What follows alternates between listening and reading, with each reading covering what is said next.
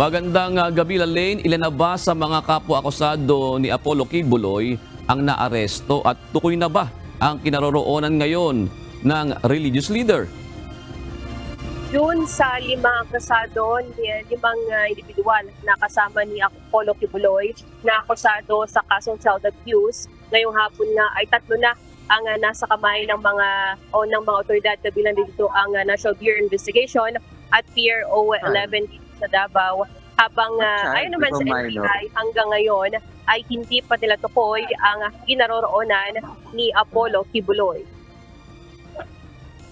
Naisilbi na ng mga tauhan ng National Bureau of Investigation, Davao City Police at PRO 11 ang warrant of arrest na inilabas ng Davao City Regional Trial Court.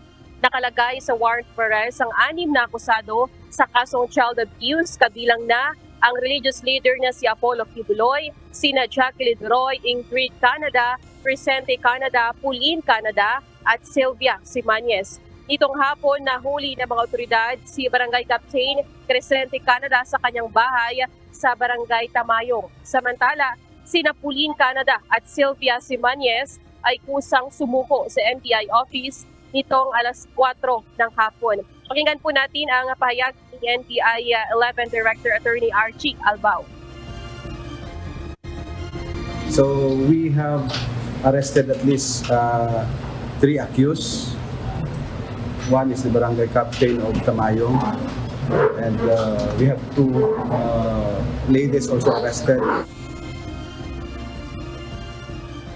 Presente rin ang abogado ng 3 para maglagak ng piyansa. Tumanggi naman itong magsalita tungkol sa kinaroonan ni Kibuloy. Ayon kay NBI 11 Director Attorney Archie Albao, hindi nila nakita si Kibuloy sa kanilang pagsisilbi ng warrant. Blanco pa rin sila sa kinaroonan nito at iba pang 3 akusado. Pinuntahan nila ang lahat ng mga lugar na posibleng pagtataguan ni Kibuloy, kabilang na riyan sa King Doom, sa kanyang Prayer Mountain, sa Barangay Tamayong at sa Samal Island. During the service of search warrant, negative si Pastor Kibuloy. We don't have any information as to his whereabouts as of this time. Pero hanggang ngayon ay ongoing pa ang kanilang service of warrant of arrest.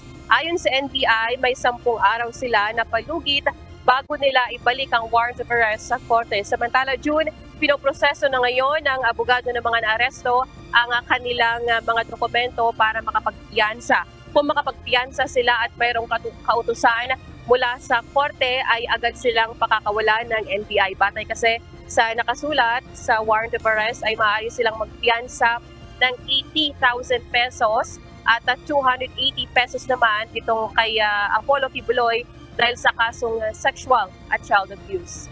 Yan mo nating balita mula rito sa Davao City. Balik sa YouTube. Lalay, lumalabas sa parang ang media dyan parang nagulat dito sa lumabas na arrest warrant dahil ang inaabangan nyo at ilang inaabangan nyo kanina ay yung pag-aresto naman ng Senado. Tama ba yun, Lalaine? Tama ka na, Juno, kasi ang unang pinahayag ng PRO 11 at ang Davao City Police ay maaaring unang i-serve itong warrant of arrest mula sa Senado at itong mula sa korte ng Davao City ay hindi pa nila inaasahan ngayong araw at mismo ang NBI na ang nag-serve personal mismo dito sa mga akusado. So, pag nakapagpiyansa na itong 3, Lalaine, ano ang susunod na hakbang dyan ng mga akusado, Lalaine, ayon sa kanilang abogado?